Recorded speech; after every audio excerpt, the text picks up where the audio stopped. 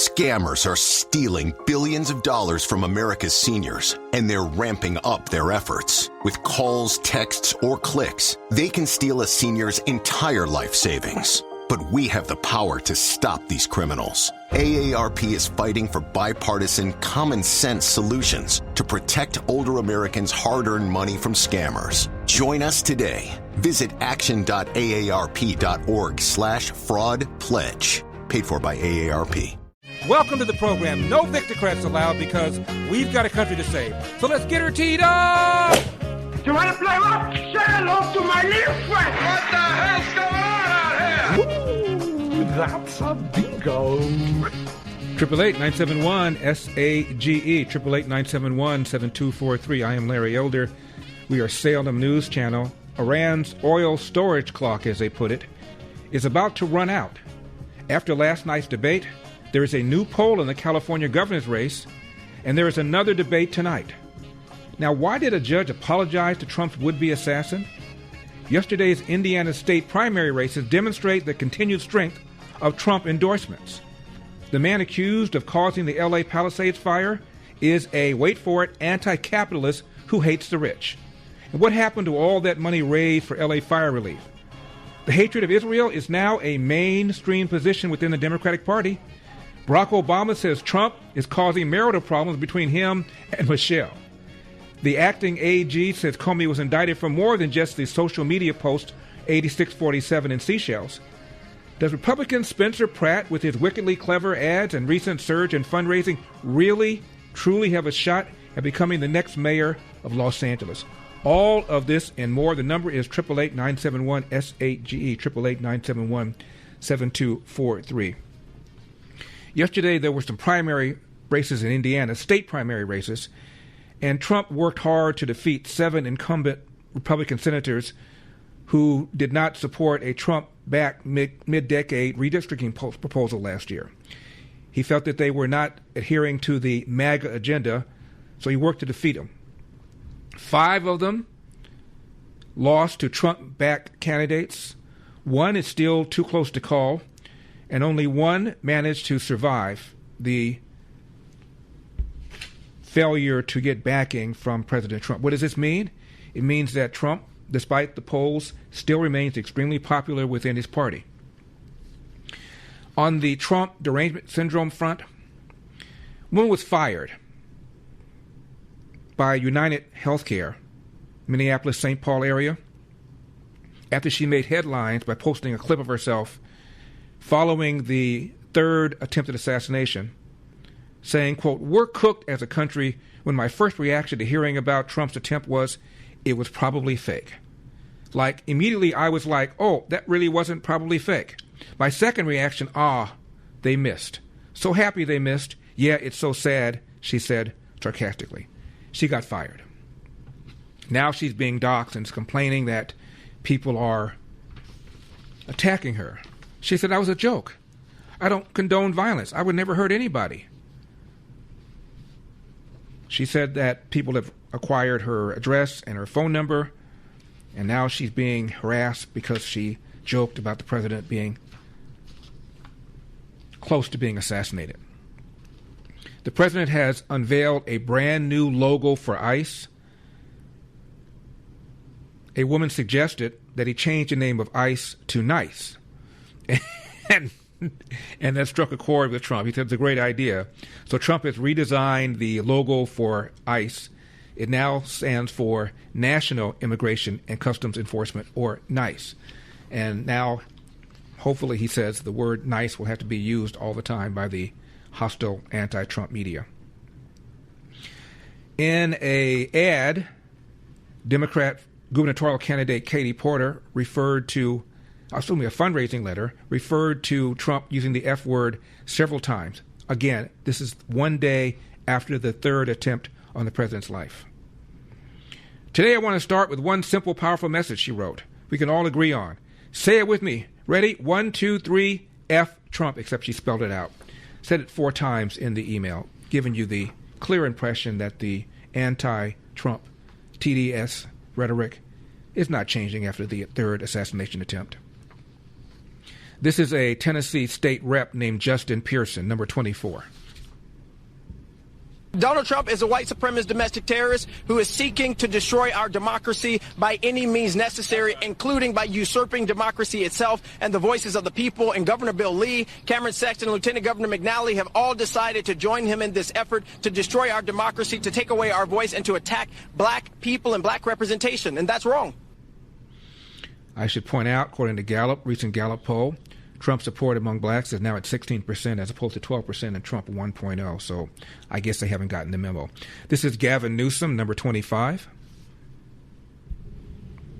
Hell of a way to bring the country together, as this press secretary was condemning Democrats for their rhetoric. Here's the President of the United States, who has there's an asymmetry. It's not a partisan point, it's an institutional point. It's the President of the United States, and used it to not only exploit the ballroom and to direct Brendan Carr to try to continue to suppress free speech, more on that in a moment, but also to indict Comey for a beach photo. That was the aftermath of that moment, this evil act at the White House Correspondents' Dinner that needs to be condemned. And by the way, violence, rhetoric, condemned on all sides. I'm not going to both sides, but you know what? It goes in both directions, which means the solution to this also goes with accountability in both directions. Yeah. A couple things as to the attack on the media. As I mentioned yesterday, I think it was Barack Obama used the Espionage Act to go after more members of the media, more reporters, than all previous presidents combined. That somehow didn't come up in that interview. Regarding the indictment of Comey, the acting AG says there's more to it than just the IG 8647 post, number 14. Let's move on to former FBI Director James Comey. A grand jury has indicted the former FBI director for this Instagram post. I want to put it up. I think a lot of folks have seen it at this point. 8647 in Seychelles, which the indictment says, quote, a reasonable recipient who is familiar with the circumstances would interpret as a serious expression of an intent to do harm to the President of the United States. How does that image of Seychelles amount to a serious threat against the president's life? Well, every case requires an investigation. And what you just showed is one part of that investigation. What you just showed is the Instagram post. Rest assured that the career assistant United States attorneys in North Carolina, the career FBI agents, the career Secret Service agents that investigated this case didn't just look at the Instagram post and walk away. That's why you saw an indictment last week, notwithstanding the fact that it was last May that the post was made. So I am not permitted to get into the details of what the grand jury heard or found, as you know, but rest assured that it's not just the Instagram post that leads somebody to get indicted. The president came up last night in the debate among candidates for California governor. This is Xavier Becerra, number 51.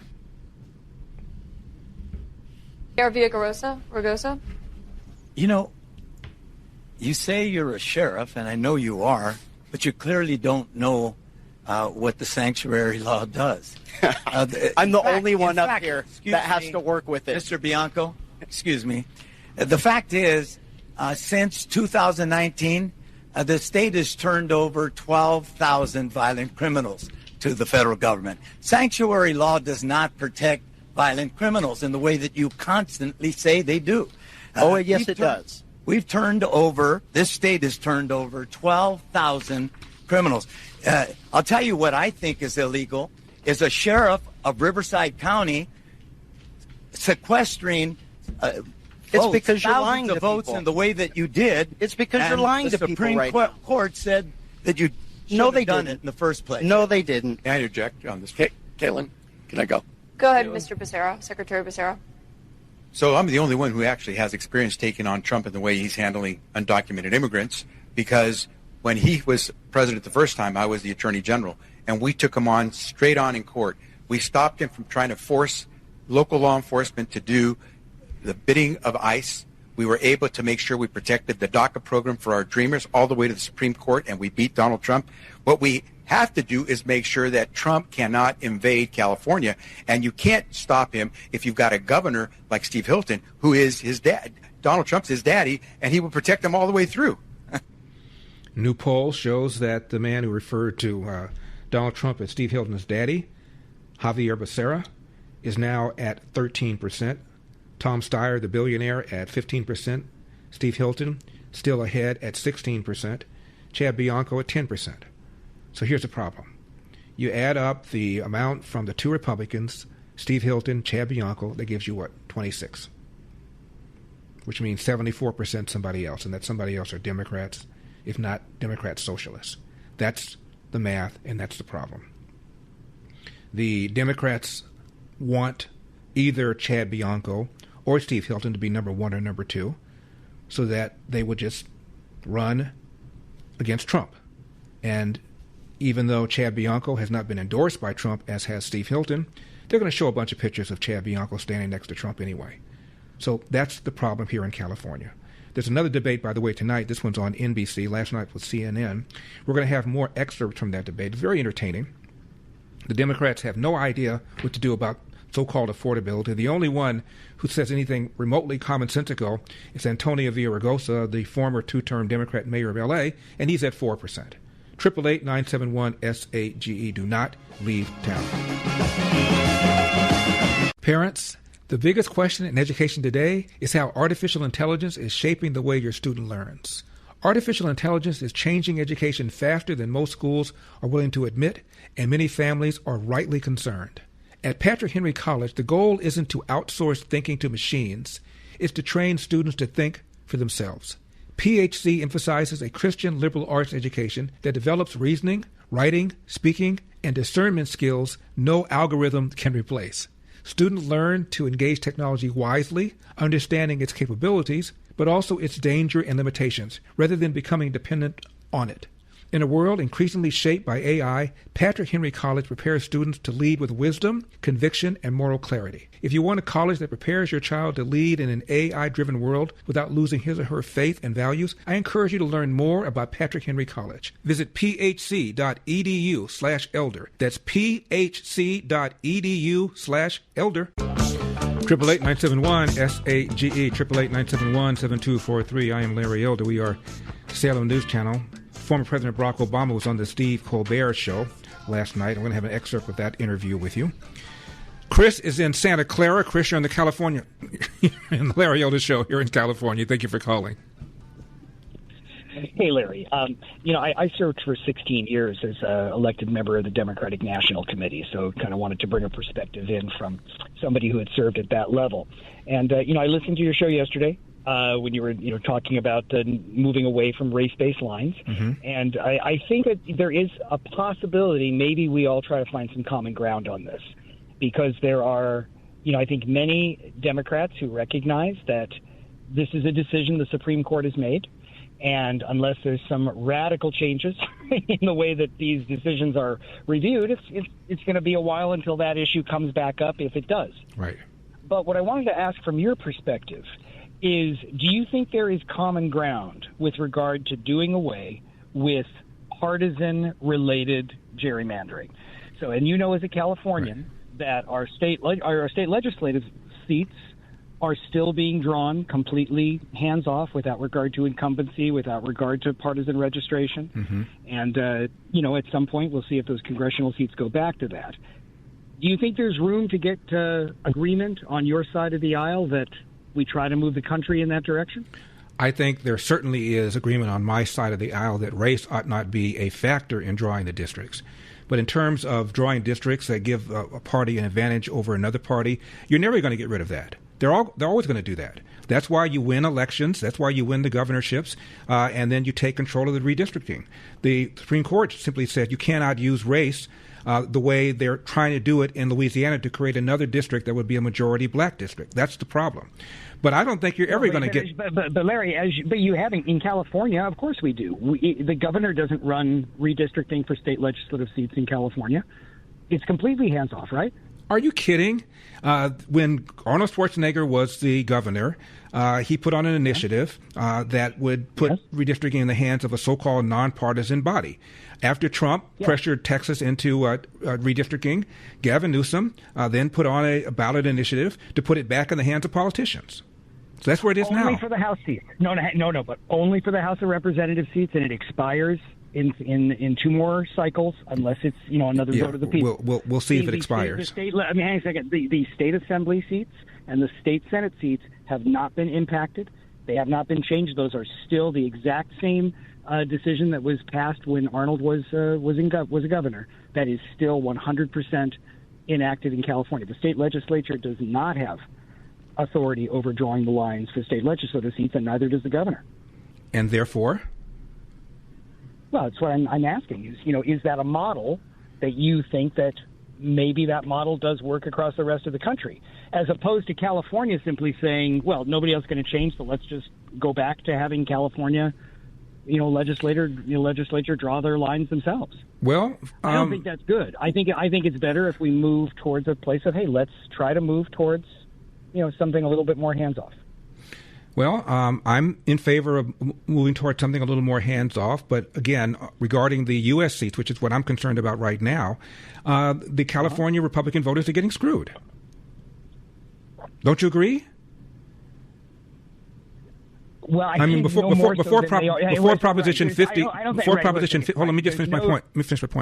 Before Proposition 50, there were 12 Republican seats, 11 or 12. Now there's going to be 4. Even though 40% of California voted for... it wasn't that many, 11 or 12, but it was a few less than that. So, but nonetheless, I think I'm trying to see, is there a place to move forward? California is now doing it the exact same way Texas does it. So it's not like California is doing something outrageously different from Texas with regard to House seats. However, for state legislative seats, California does it very different from Texas. In Texas, our legislature doesn't draw the lines. No, it's much worse here in California than in Texas. In Texas, the percentage of Republican seats versus Democrat seats pretty much mirrors the electorate in that state. In California, it does not. The percentage of Republicans who voted for Donald Trump, roughly about 40% or so, that percentage is not reflected in the number of U.S. House seats in this state. Okay. So Larry, I think what I'm asking you is, going forward, do you want to see that each state continues to give 100% authority to the legislature of that state? Or would you like let me put it this way, Chris. Let me put it this way, Chris. Yeah. I don't think it's good for our republic that politicians pick their voters rather than the other way around. If there's some way of figuring out a way that we can make more districts competitive so that people can find common ground, that would move our republic forward. Do I believe that will ever happen in a million years? No, I don't. Okay, so do you like the current model for the state legislature lines in California? I'm not sure that I've paid enough attention to give you a responsible answer. All I know is that in California, we have supermajorities in the Senate and in the Assembly. I'm not sure that reflects the way Republicans vote in the state. Right, but the lines are drawn by it's a multi-partisan committee. There's 5 Democrats, 5 Republicans. I believe it's 3 or 4 other people who are not a Democrat or Republican. Mm-hmm. They have exclusive authority. It cannot be vetoed by the state legislature. It is not approved by the governor. When they draw those lines on a once every 10-year basis, that's it. And those lines have not been changed. And we've now been almost 18 years using that, or maybe 16 years now, using that hands-off system. Okay, and Chris, hold on, Chris. Chris, again, you know far more about the way they draw legislatures, districts here in the state than I've paid attention to. All I know is this, as I said earlier, Republicans, the Democrats have supermajorities in the Senate and in the Assembly. I'm asking you, do you think that reflects the way people vote here in California? Are you talking about the current lines, or are you talking about the current way people are being elected? The percentage of Republicans in the state versus the percentage of Democrats in the state. And when you look at the percentage of Democrats in the Senate and in the Assembly, are they in sync? It doesn't seem to me they are. It is actually. Believe it or not, it is, because there's actually few. Because don't forget, in California, we're one state where people get a chance to register with a party when you register to vote. As you know, almost half the states in the country, it's impossible. There is no way to even do that when you register to vote. You just register to vote. You cannot pick a party when you register to vote. In California, you can pick a party. So in California, there are, certainly the Democrats. We have way more people who choose to be a Democrat when they register to vote.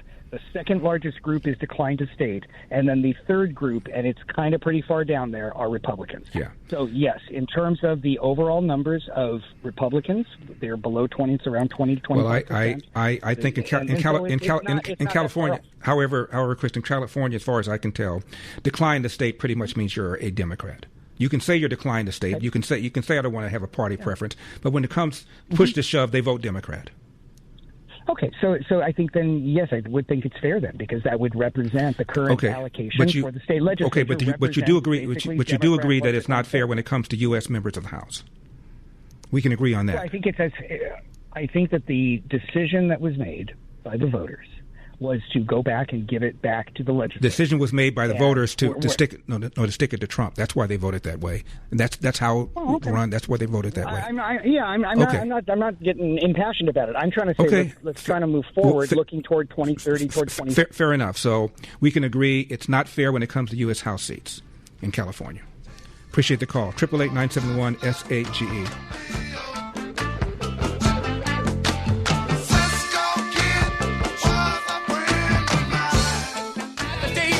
Triple 8-971-SAGE, 888-971-7243. I am Larry Elder. We are a Salem News Channel. We're going to get to more of the California debate and Barack Obama's appearance on Steve Colbert in a moment. But getting back to my phone call with Chris, the Democrats are hyperventilating over the Supreme Court decision 6-3 that said that Louisiana could not use race the way it was to create a majority black district.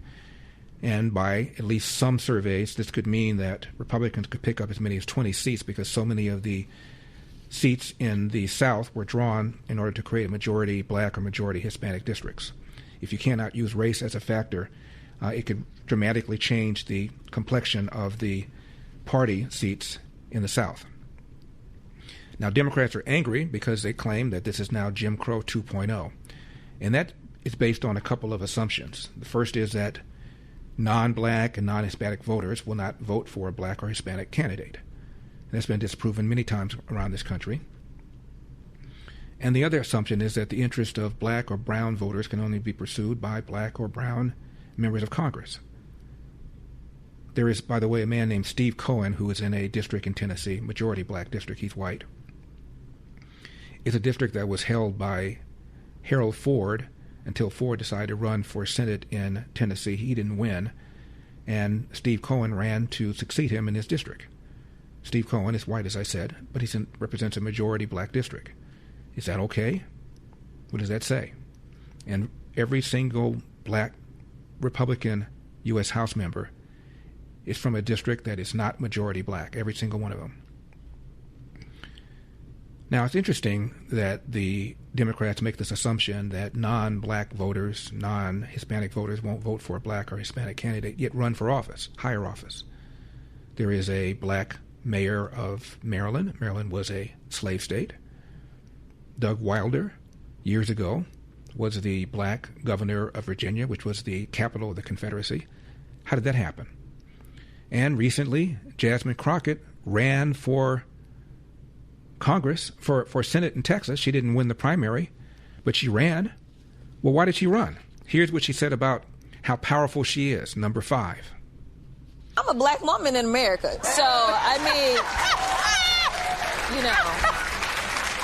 some people are just like, oh, but you're a congresswoman. I'm a black woman first. And so, the level of disrespect that is continuously lobbed against us as black women, for me, I'm like, wait a minute now. I am one of the 535 most powerful people in this country, and for some reason you think we on the same level, but you're gonna disrespect me? Like, it's not gonna happen. It's not gonna happen. So here's my question: as a black woman, why did you run for Senate in Texas if the assumption is that non-blacks won't vote for a black person? Wesley Hunt, who is a black congressperson from Texas, reacted to the Supreme Court voting rights decision. Here's what he said, number 58. There's been a lot of talk how there won't be any black Republican members in the new term. Yeah. What do you make of that? Nothing. I don't understand how that's relevant. Is it a problem with recruitment? Or I don't think it's a problem with anything. I'm not here because I'm black. I am here because I'm qualified representative for Congressional District 38, and the American people choose who they want to choose. Yeah. And the one thing I don't want to get into is this game of race bait all day, every day. If there's 4, if there's 10, if there's none, what we are talking about is who is the best person that is best qualified to fill a seat, regardless of the way that they look. And I tell people this all the time till I'm blue in the face. I represent a white majority district that President Trump would have won by over 20 points, and I won by 25 points the last time I ran. I'm being judged not by the color of my skin, but by the content of my character. I don't care how many black people are here. I want the most qualified people that are here. And thank you. Oh, got it. Thank you, Harrison. Mic drop. And again, the city of over 100,000 that voted most for Donald Trump in 2016 was Abilene, Texas. Roughly 80% voted for him. Abilene, Texas, 140 years old. Shortly after voting for the man who became president, Donald Trump, Abilene, Texas voted for its first black mayor. How did that happen? Only around 20% of the city is black. The rest of it is non-black. How did that happen? Was it the late 60s or early 70s that Tom Bradley became mayor of Los Angeles and became mayor? He got elected 4 times. 4 times. And at no point was the percentage of blacks in Los Angeles higher than 8, 9, 10%. How'd that happen? Percentage of blacks in Los Angeles right now is probably around 8 or 9%. Yet, Los Angeles just elected a first black female mayor. How did that happen? Now, parents and grandparents, turn on any streaming platform, open any textbook, scroll any feed. Our kids absorb it every single day. You're a biological accident. The universe is pointless. That's a worldview being handed to them without their permission. But the new powerful documentary, The Story of Everything, explains a deeper truth, written in the stars and the very code of our DNA. It's called intelligent design, something the cultural gatekeepers don't want to talk about, that we were created with a purpose by a creator. The Story of Everything does what no major studio would ever do. It equips you with the scientific evidence to defend your faith and challenge the narrative. In theaters right now, but only through May 6th. And be sure to watch my terrific interview with the executive producer, Dr. Stephen Myers, at thestoryofeverything.film/Larry. Get your tickets right now, including a free ticket for students. That's pretty exciting. At thestoryofeverything.film/Larry. That's thestoryofeverything.film/Larry. Thestoryofeverything.film/Larry. So much to get to. Former President Barack Obama made an appearance on the Colbert Show. Says his marriage is in trouble because of Trump. I'll explain. I'm Larry Elder.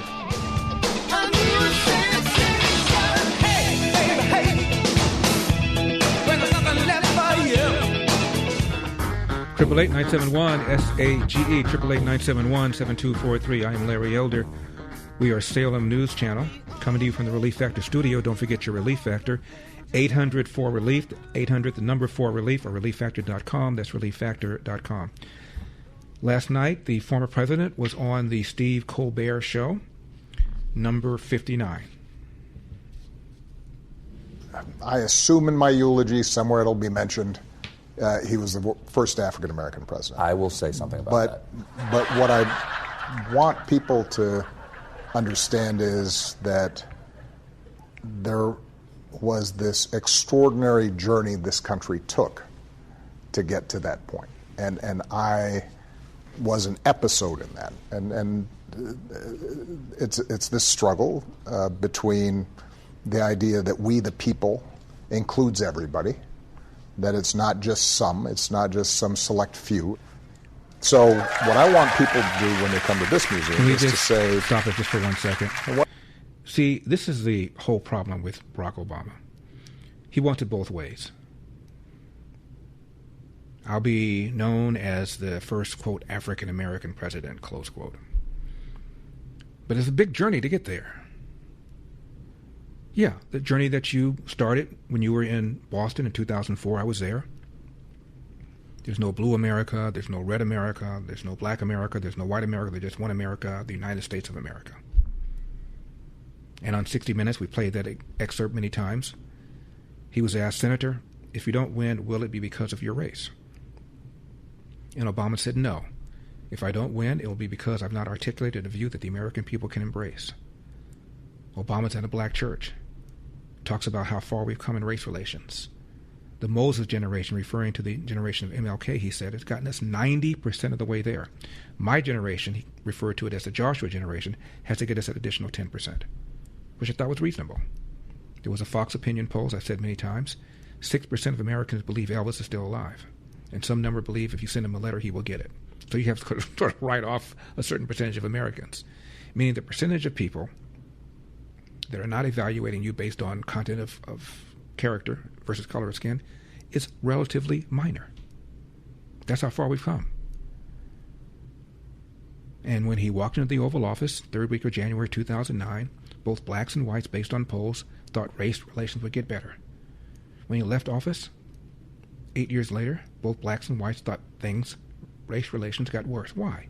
Because this man, who had every reason to talk about things like family, which is far more important, bad schools, far more important, played the race card time and time and time again because he wanted votes. And he knows the way to get votes is to tell minorities that they're oppressed. And by the way, we Democrats, we ride the white horse in this battle for social racial justice.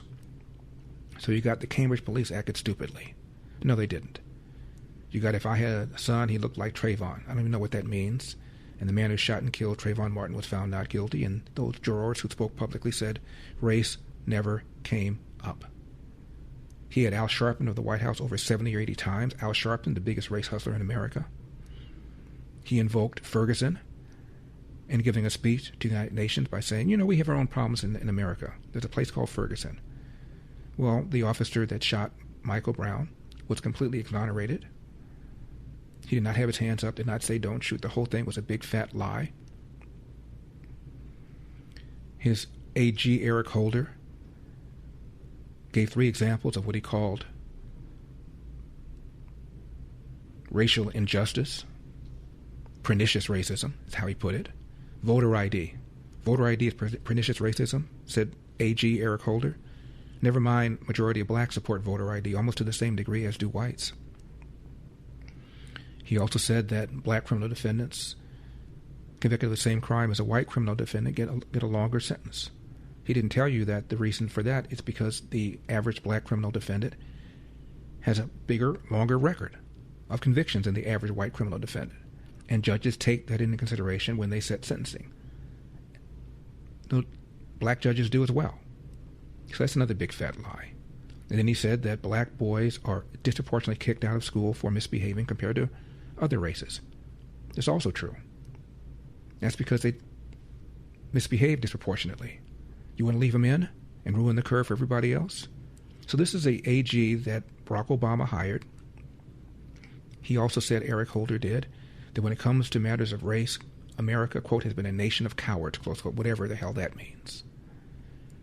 And of course, he kept constantly criticizing police officers to the point where, in his second term, you had the phenomenon of a black man angry over this notion that the police are brutalizing black people, which narrative that Obama promoted, killed 2 NYPD officers execution style as they sat in their cars. And in Baton Rouge, Louisiana, another black man, motivated by the same thing, executed 3 other officers. Dallas, Texas. 5 officers killed execution style by another black man, triggered by this notion that blacks are being abused by the police. The evidence shows, if anything, blacks are less likely to be victims of deadly force compared to a white person. So this is what Obama did. And now he sits there and says, well, you know, I'll be known as the first black president. America took a long journey there. Yeah. And you corrupted that journey. After all, if this Harvard-educated guy feels that race remains a major problem in America, then it must remain a major problem in America. He even said at a podcast, racism is in America's DNA.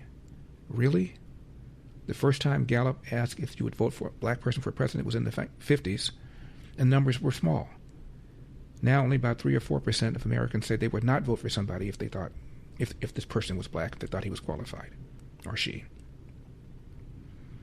And I've told you many times about the poll, Gallup poll 2007, showing a greater percentage of people would not vote for John McCain because of his age, would not vote for Mitt Romney because of his religion, would not vote for Hillary Clinton because of her sex, then would vote for Barack Obama. Only about 5% said they wouldn't vote for Obama.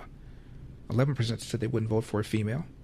24% said they wouldn't vote for a Mormon. 42% said they wouldn't vote for somebody as old as John McCain. So can you knock it off? And when Obama walked into the Oval Office the third week of January, even though he won with 52% or so of the vote, he had nearly a 70% approval rating. How does that happen? Because so many people who didn't vote for him nevertheless said, a statement is being made about America, and isn't this a good thing? Now, declare your independence from pain. For 250 years, Americans have believed in one powerful idea, that we were meant to live free. Free to work hard, free to move, free to enjoy life without being held back. But if everyday aches and pains are slowing you down, it might be time to declare your independence from pain. I've told you about my golfing buddy Tom, out almost every single day, says because of his shoulder and back pain, he wouldn't be able to swing freely if it weren't for Relief Factor. Relief Factor is a 100% drug-free, research-based formula designed to help your body fight inflammation, one of the root causes of pain. It's not a quick fix or a temporary mask. It works from the inside out, at the source. Relief Factor was created so people could get back to living life on their terms, walking, working, exercising, and enjoying the moments that really matter. Try Relief Factor today for just $19.95. Your 3-week quick start is ready for you. ReliefFactor.com, ReliefFactor.com, 800-4-RELIEF, 800-4-RELIEF.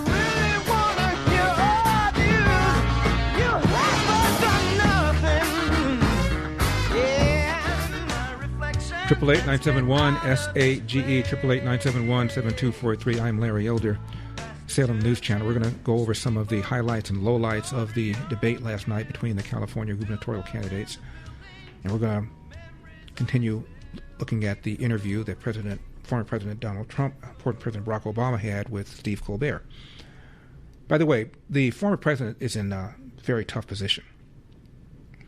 A lot of members of his party are asking him to get out there and start denouncing Donald Trump. And that's not his style, dropping F-bombs and things like that. But this is what they expect of him. And Obama knows it. And he doesn't want to be canceled by saying, hey, tone it down. Abolishing ICE is stupid. Biological men competing against women is stupid. Gender-affirming surgery on minors is stupid. He can't say that. He also, as I said before, went after more reporters using the Espionage Act than any president before that. So how is he going to attack Donald Trump for going after reporters? So he's in a tough position. He doesn't want to be canceled. He wants to remain relevant. And in a New Yorker interview, he said that the demands for him to go out and campaign and make statements about what's going on is causing strain in his marriage because Michelle wants him to stay home and kind of follow the model that many ex-presidents have, which is to shut up. You haven't heard anything from George W. Bush after he left office. Jimmy Carter kept popping off. And Obama's a very young man, so he wants to say things. Michelle wants him to stay home, and he has to be careful about what he says. Notice he hasn't said one word about reparations anymore. He used to oppose it. Now the majority of blacks support reparations. A lot of politicians are campaigning in favor of reparations. He hasn't said one word. He doesn't want to get canceled. The other day I made the point about that rodeo clown who was fired for making a joke about Barack Obama.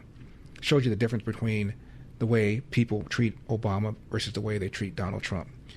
The New York Post columnist, writer Lydia Moynihan made the same point. Number 2. I just think from ABC's vantage point, it's extremely inconsistent. They've had no issue firing Roseanne Barr in 2 seconds. She tried to apologize. They said no way. They fired Chris Harrison from The Bachelor because he said, should we fire somebody and get rid of her for going to a party when she was a teen? And I'd like to remind people, too, I mean, when Obama was president, there was literally a clown at a rodeo in Missouri who made a joke about Obama getting gored by a bull. He got fired. So unless it's Trump, we have a very high standard for what we expect of entertainment employees and what we expect in terms of being respectful to the president. And I would remind people as well, you know, there was another assassination attempt at the Hilton, obviously against Ronald Reagan the last time. And after that incident, the country was so shaken. Johnny Carson, who was a Democrat, decided to postpone the Oscars because he thought it would be inappropriate to be celebrating and cheering when there was such an act of political violence. And we have such a different country right now, don't we? 888-971-SAGE. I'm Larry Elder. Do not leave town.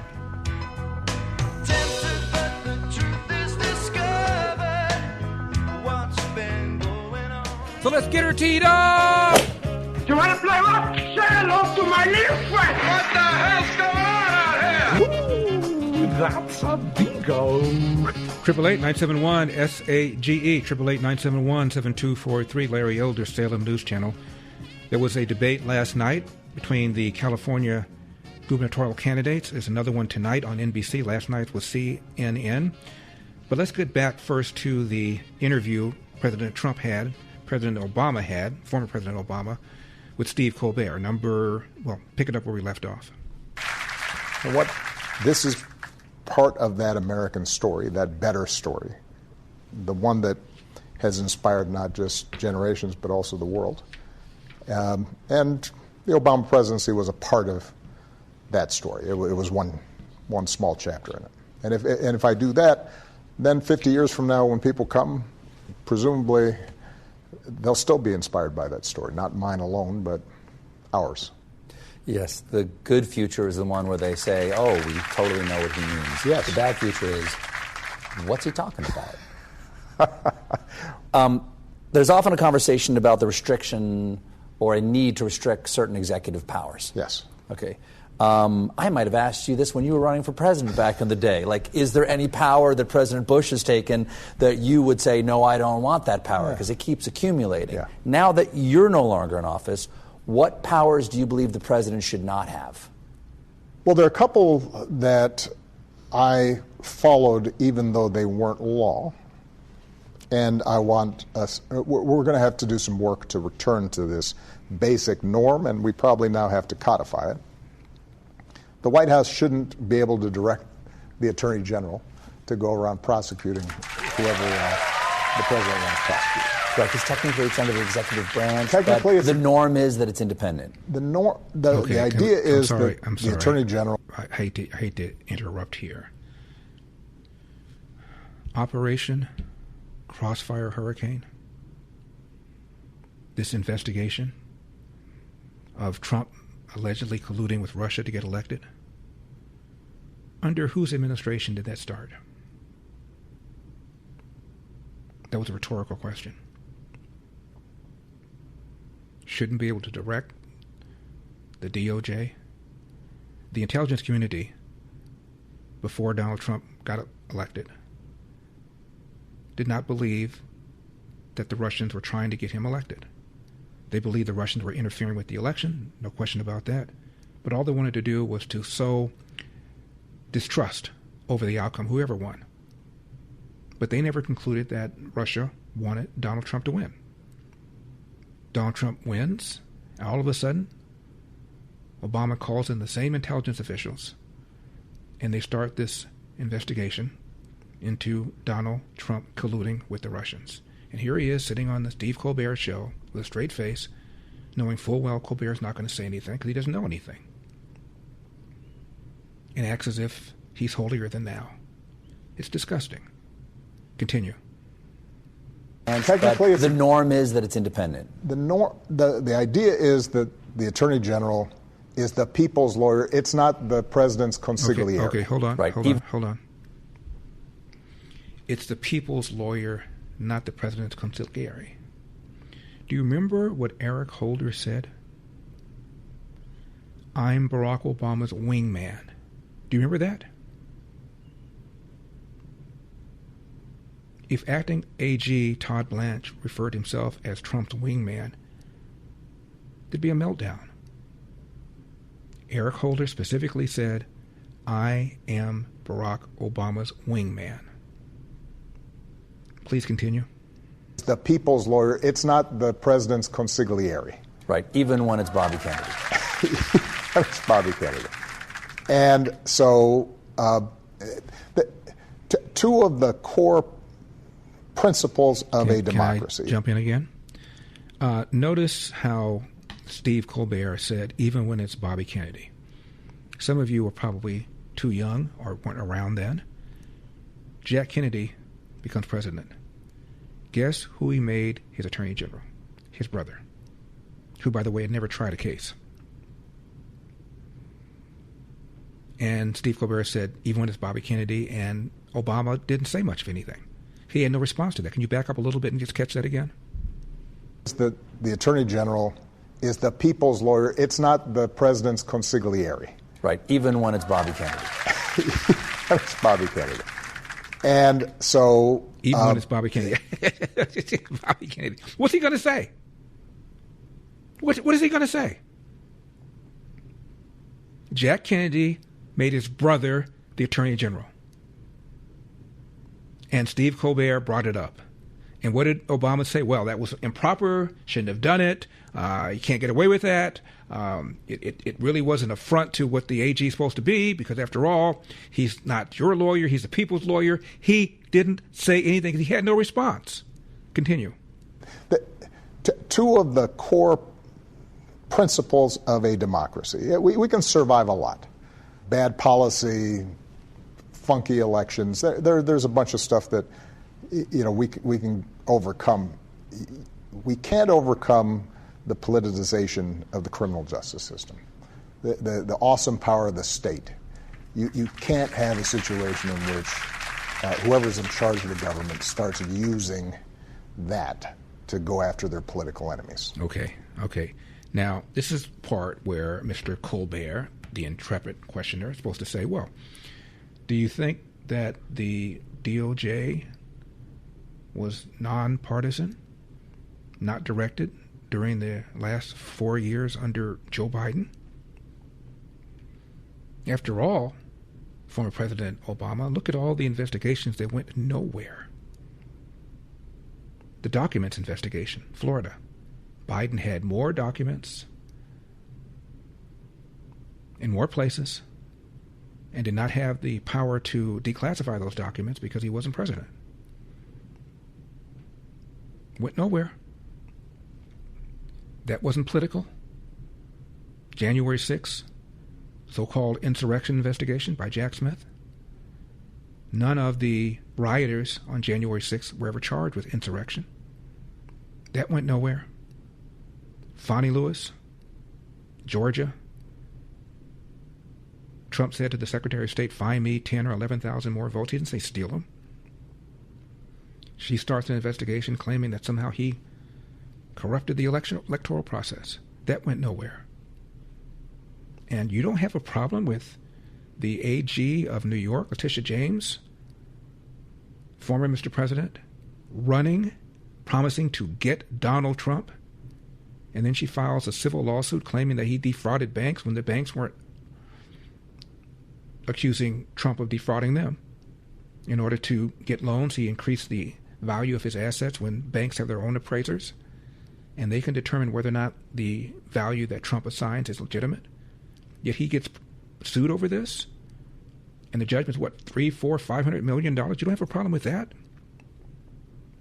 What about Alvin Bragg, running for Manhattan DA, again promising to get Donald Trump, and has some sort of cockamamie theory that the payment of Stormy Daniels and writing it off as a campaign expense somehow violated federal law and therefore violated New York state law? But hey, it's just Donald Trump who's engaged allegedly in politicizing the DOJ, politicizing our justice system. None of which, of course, Mr. Colbert brought up. Please continue. Or reward their friends, right? So another power maybe I'd say would be you, although this is in the Constitution, it's a little hard to change, but maybe don't pardon people who've given you a bunch of campaign contributions. Or maybe don't promise not to pardon your son and then turn around and pardon him anyway. Maybe that, which of course did not come up in this interview. This man is just too much. Just too much. Played the race card, directed his DOJ to investigate Donald Trump for allegedly colluding with Russia to get elected. Used his presidential powers after saying he did not have the authority to grant legal status to illegal aliens, proceeded to grant legal status to illegal aliens. When his AG refused to abide by a subpoena over Fast and Furious, and was the first sitting AG to be found in criminal contempt of court. Remember that? But here he is, sitting there, giving his opinion about this, that, and the other, never once acknowledging that he didn't go to Congress to seek approval for bombing Libya along with the French and the British. But Trump is allegedly engaging in an illegal war against Iran. And of course, Colbert would never in a million years bring up any of these things because he doesn't know them. 888-971-SAGE, 888-971-7243. 888-971-SAGE, 888-971-7243. I'm Larry Elder. We are Salem News Channel. We're going to get back to Obama's interview with Steve Colbert and the debate that took place last night between the California gubernatorial candidates. But first, you know, I bring the most insightful, informed, and intelligent experts on my show. Every Wednesday, I bring on an expert in banking and the economy whom I discovered. His name is Alex Abkarian. He's a former banker, economist, and co-founder of Allegiance Gold. Alex, as always, thank you for joining us. Thanks for having me, Larry. Alex, I have 3 or 4 questions listeners have sent in, but I want to start out with my own question. I drive from here in Glendale to L.A. roughly the same time every day when the show is over, around 6:15, 6:20, 6:30. And I always dread the clog on the 134 West. And you have to work your way in. Sometimes it takes a long time. But I would rather get on the road and go than hang out here for another hour or so when the traffic goes away. So I go out. But I noticed the last month or so, the traffic has been really, really loose.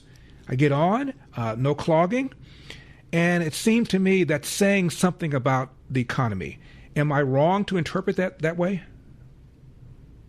No, you're absolutely right. Look, the average American is looking for alternatives. How can I minimize my spend on gas? Because everyone is dreading going to the gas station because they know the number is going to be much higher than what they were used to. So what are the options? Hey, if I can take a ride with my better half, or if I can maybe instead of going every night, maybe I should go every other night. And as a result, we see less drivers. And because of that, we have less traffic. But doesn't it feel good getting home quicker? Yeah, but if it's making a statement about the economy, that eventually affects everybody, including moi. So that's why I wanted to know about that. First time it happened, I said, where's everybody? And then the next day, same thing. Where is everybody? Not even remotely close to the way it was, say, 6 months ago. Correct. I mean, this is where the alternatives come into play, right? Like when you think about your options, if option A is too expensive, what is my next best choice? And we're actually seeing that in investments. Instead of having just money parked in the bank or just looking at the market, we see a lot of investors looking at the alternatives. And one of the best alternatives, as you know, Larry, is physical gold. Okay, so Lenny writes this.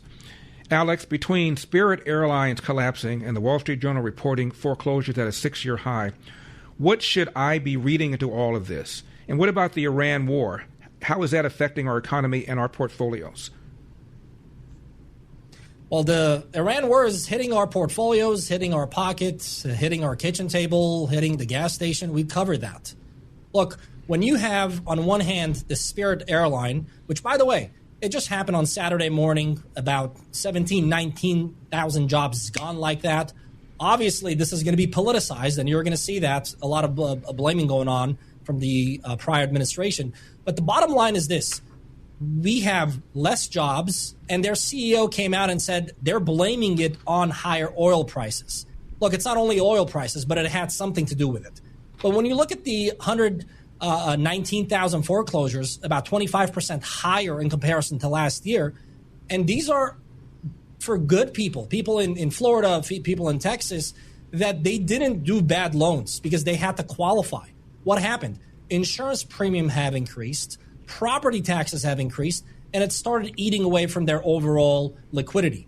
And that's why we're seeing a combination of two things: higher inflation and higher pressure in terms of cost of living. It affects the average American. And if you go back, look at the 70s, 2008, and COVID, when both of those happen, you see gold responding very positively and being very stable.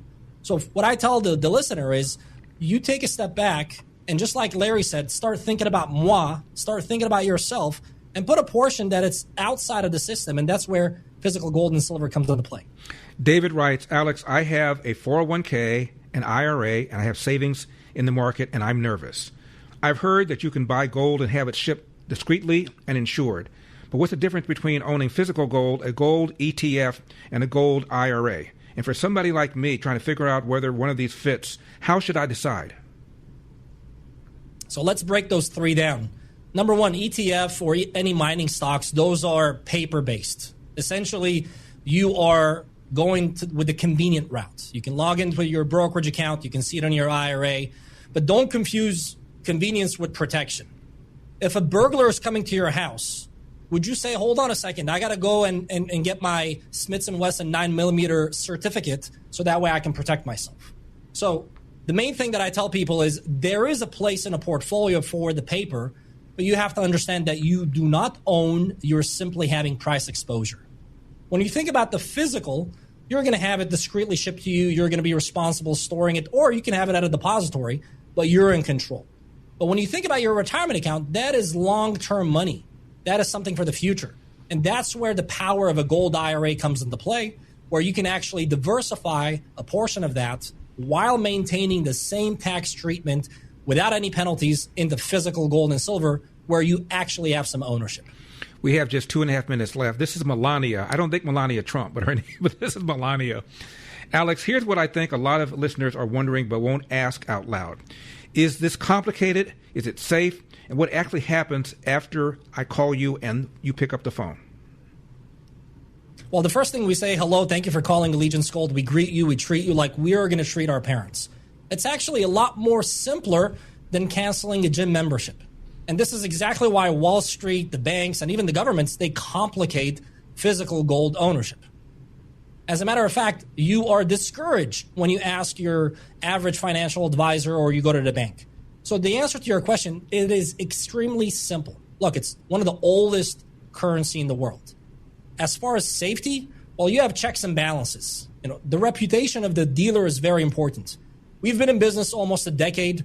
We only work with the most reputable mints, the United States, the Royal Canadian Mint, Perth Mint, and British Mints.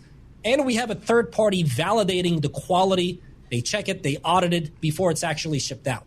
So there are a lot of checks and balances because we are a full service dealer. We want to think about it from the acquisition, the storage option, and down the line, when you need to liquidate it, again, it's a lot simpler than the average person thinks. Alex, that's why I encourage our listeners. Go ahead. 20 seconds. Do you have anything special for listeners today? Yeah. If you open an IRA or you buy a direct purchase, you're going to qualify for two things.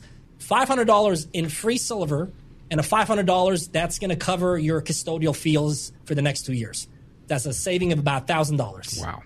Alex, your insights are always spot on. Folks, Alex and I have been on stage together at several wealth summits. I was so impressed by what I've heard from Alex, I became his client. Take it from me, when you work with Allegiance Gold, you see exactly what they pay and exactly what you pay. No games, just transparency. 844-790-9191. That's 844-790-9191. Alex, thank you so much. I'll talk to you next week. Thanks, Larry. See you on Monday. See you on Monday. Barack Obama, interview with Steve Colbert. And, of course, he's making all sorts of pronouncements about how great things were when he was president, how bad things are right now. The man accused of causing the L.A. Palisades fire is a, wait for it, anti-capitalist who hates the rich. And what happened to the money raised for L.A. fire relief? And we're going to go over the debate last night between the gubernatorial candidates here in California. All that and more.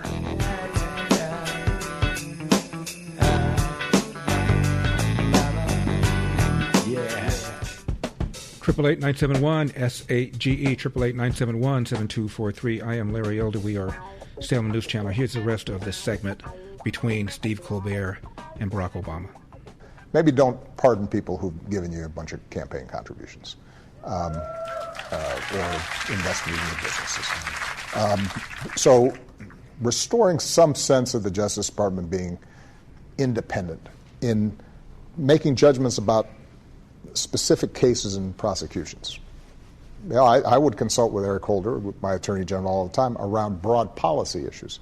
But that's different than who do you charge, what case do you bring. Second thing is the military. Don't politicize our military. As president, you are commander-in-chief. You are responsible for directing our military. But there had been a whole series of norms that were in place to ensure that you weren't trying to make that military loyal to you as opposed to the Constitution and the people of the United States. We're going to have to find mechanisms to restore that. And then, you know, a good policy that I'd like to see followed is that the President of the United States shouldn't have a bunch of side hustles that those companies and foreign entities can invest in. How much of that is just jealous that you didn't think of selling a sneaker? Because your sneakers were flown. You know that, right? Okay, I have a headache. Shouldn't have a bunch of side hustles. Have you ever heard an interview with Peter Schweizer, who wrote a book about the Biden crime family? Do we need to talk about Hunter Biden and the laptop? 10% for the big guy? Did Obama say anything about that in the last 4 years? If he did, I don't remember hearing it. Rob is in Abilene, Texas. Rob, you're on the Larry Elder Show. Thank you for calling. Mr. Elder, how are you doing? I'm doing well, sir. How are you? Pretty good. Listen, if I was going to interview Mr. President Barack Obama, I would look him in his eyes and ask him one thing. Mr. Obama, if America was so racist, you winning twice, how should I conclude that happened? Was the election rigged? That's a great question. And think about this too, Rob. Obama got a higher percentage of the white vote than did John Kerry 4 years earlier. And by the way, Donald Trump got a lower percentage of the white vote than Mitt Romney did 4 years earlier. Got a higher percentage of the black and Hispanic vote, but he got a lower percentage of the white vote. How does it happen in a country where racism is in its, quote, DNA, close quote, as you once said? And notice that Steve Colbert did not mention that. You said we've come a long way, a long journey. Well, then, if we came a long way in a long journey, how is it that you gave an interview with a podcaster and you said that racism is in America's DNA? What did you mean by that? And if racism is in America's DNA, how did you get elected? When decades ago, polls show that the average white person wouldn't vote for a black person, no matter how well qualified. Of course, that didn't quite come up, did it? Katie Porter didn't seem to be terribly concerned about California's rampant fraud, number 43. Fraud is real. It happens. Government waste, mismanagement, failure to have audits, failure to implement government recommendations. That's why I chose to serve on the Oversight Committee and hold Democratic leadership and Republican leadership, Trump and Biden, to account for those programs. But there's nothing special about Californians. That is political theater coming from J.D. Vance. There's nothing special about California fraud? Estimated to be 10 times that of Minnesota? Nothing special about it? Chad Bianco had something to say about Gavin Newsom's performance, number 44. I want to talk about California Governor Gavin Newsom, who's about to leave office after 8 consequential and at times controversial years. To all of you, what is one word you would use to describe Governor Newsom's performance as governor? We will go down the line, starting with you, Mayor Villaraigosa. One word to describe Governor Newsom's performance as governor. Performative. Bold. Performative. Progressive. Failed. Steve. Failure. You can't take my word. All right. Game changing. Incomplete. We'll be right back with more of the California governor primary debate. Was that not pathetic?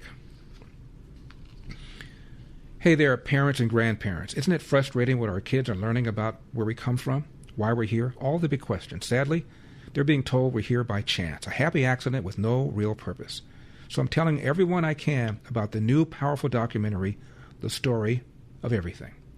It impressed me so much, a dynamic documentary that explores the mathematics of fine-tuning, the code embedded in DNA, and asks the questions mainstream media totally avoids. So let's equip each other and our kids with the truth about the universe and its creator. It's an absolute game changer, The Story of Everything. In theaters right now, but only through today. And be sure to watch my interview with the executive producer, Dr. Stephen Myers, at thestoryofeverything.film/Larry. That's thestoryofeverything.film/Larry. Get your tickets right now, and get this, including a free ticket for students. At thestoryofeverything.film/Larry.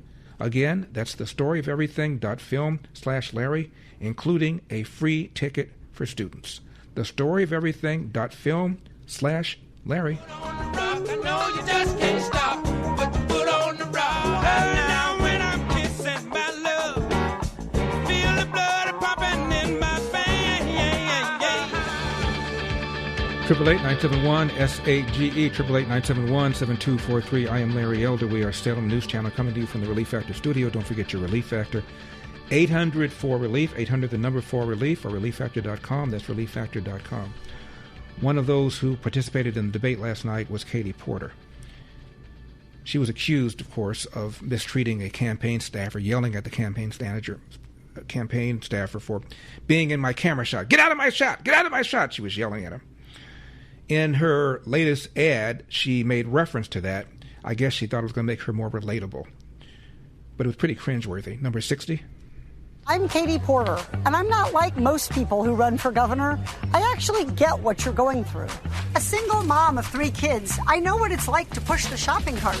My minivan has almost 200,000 miles. I have a grown kid who may soon be living on my couch. To give Californians what they need, it's going to take standing up to Donald Trump, calling out greedy corporations, and stepping on some toes along the way.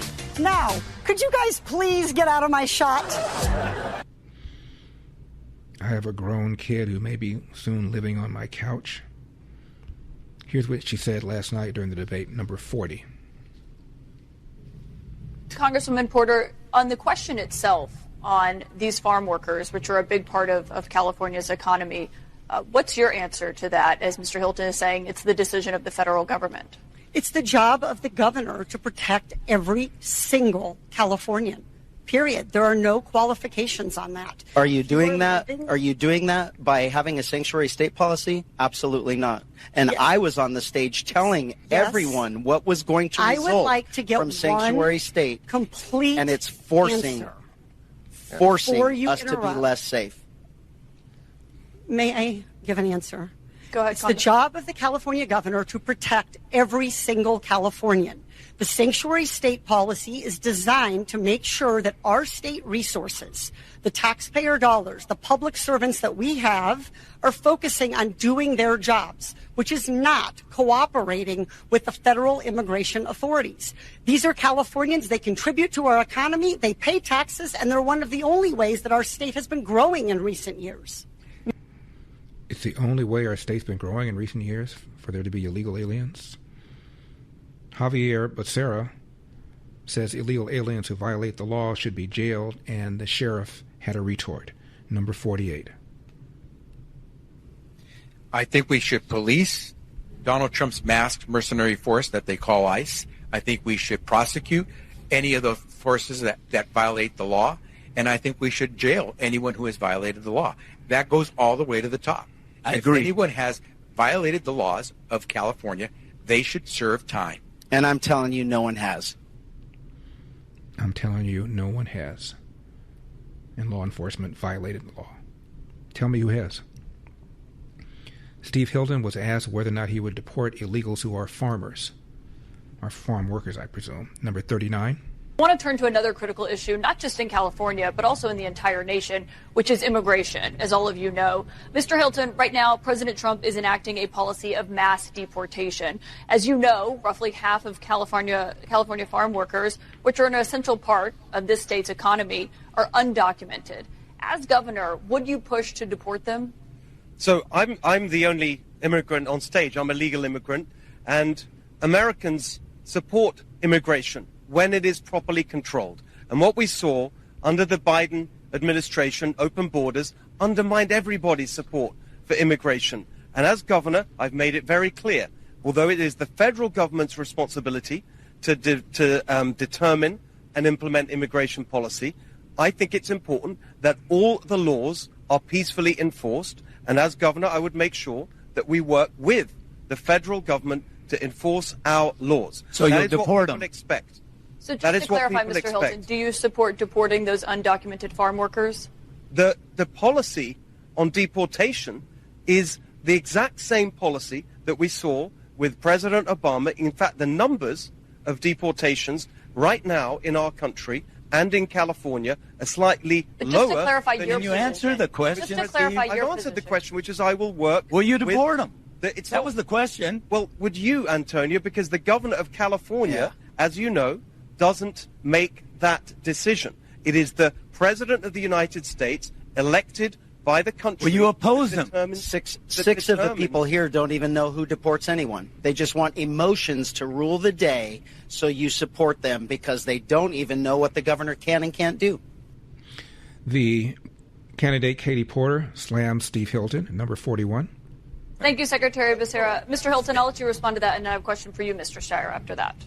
I don't want to respond to silly name-calling, but I'd like to actually respond to something Katie said. And I think it's probably a sincere policy difference between us. She said something very revealing, which is the only way, really, that California's economy has been growing in the last few years is through illegal immigration. And I just don't think that's the right way for us to be growing. I think we need to help small businesses create jobs and opportunity, and for Californians to be able to earn more and live the California dream, and for entrepreneurs to want to start businesses in California. That's how we should be growing our economy, not by illegal immigration. Congresswoman Porter? I mean, given that you're an immigrant, and you added to our population, and we're all having to live with the consequences of that decision. Katie, there's a difference I think you'll accept between legal and illegal immigration. Yes, and I wasn't referring to, I was saying that immigration has been a major source of growth in California's economy, and that is true. Thank you, Congresswoman. Mr.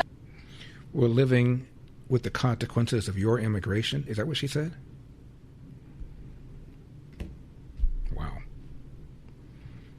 Tom Steyer wants ICE abolished and is calling on Gavin Newsom to hold ICE accountable. Number 45.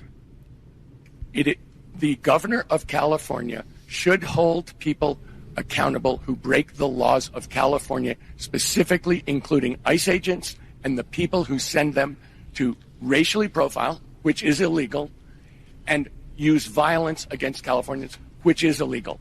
And it should go up the chain to the supervisors, right up to Stephen Miller. If he's sending people to racially profile and hurt Californians or kill Californians, he should be held liable. It is not legal for federal agents to come to California and break the law. It is absolutely critical that California's governor does stand up for everyone in California. That, in fact, ICE, to me, is a criminal operation. I've said all along, we should abolish ICE. It's breaking the law. It is coming here deliberately to break the law, and that's why I'm saying we should hold them accountable. We should inspect the detention centers that they have in secret. So just to clarify, Now, ever been in a bad relationship? You know the kind. It just wears you down. You settle in even though deep down you know this isn't how it's supposed to be. That's what daily aches and pain can feel like. You stop expecting to feel good. You start thinking, well, maybe this is just life now. But it doesn't have to be. With Relief Factor, you can break up with pain, as Anthony did. He tells us, quote, I was dealing with debilitating pain and fatigue. I've been taking Relief Factor for about 2 months, and now I'm back to running my business, fishing, gardening, doing the things that really matter to me, close quote. I've told you about my brother, having difficulty going up and down the stairs in the morning, until he followed my advice, began taking Relief Factor. Relief Factor is 100% drug-free, and it targets the inflammation that causes pain so you can move better, feel better, and actually enjoy life again. Try the 3-week quick start for just $19.95, less than $1 a day. Go to relieffactor.com, relieffactor.com, or call 800-4-RELIEF, 800-4-RELIEF. I go there with you. It's all I can do.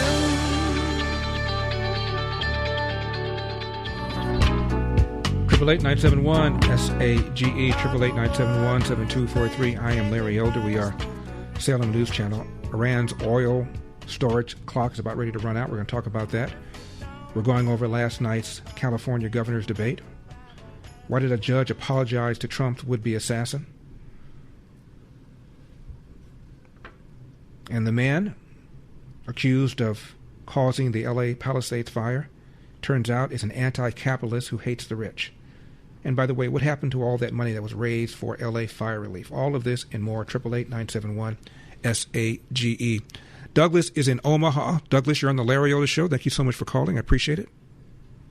I got a couple of questions for you. Hey, how you doing, Larry? I'm doing well. I got a couple of questions for you, man.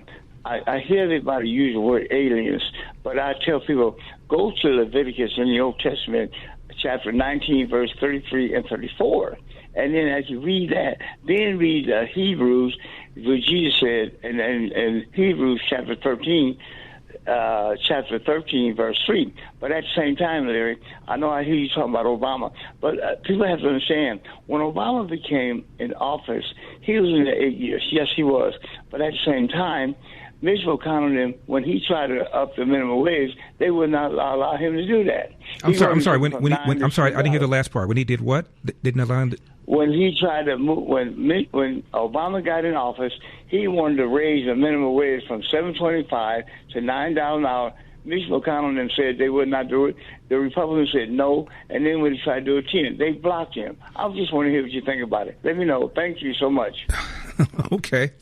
Well, if you ever listen to me at any time, there ought not be a minimum wage at all, let alone increasing it.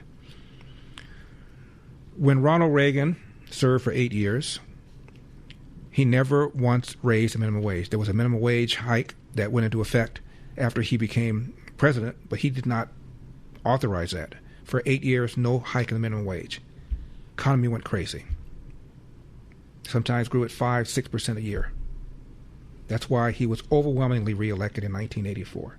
Can you imagine a scenario going forward where any president of any party gets elected or reelected, winning 49 out of 50 states, which is what Ronald Reagan did in 1984? And the number one reason was because of the economy. And during the 8 years, as I said, he was president, never once did Congress authorize, let alone President sign, a hike in the federal minimum wage. The ideal minimum wage should be 0.00. Don't take it from me. Take it from the New York Times in an editorial they wrote in 1987. You should Google it. New York Times, minimum wage 0.00 in 1987. And look at all the arguments that it made. That the people that need a job the most, unskilled people, are less likely to get it because you've now priced them out of the market.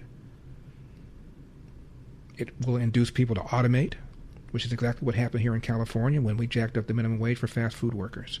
So what do I think of it? I think it was wonderful that Congress prevented the hike in the minimum wage.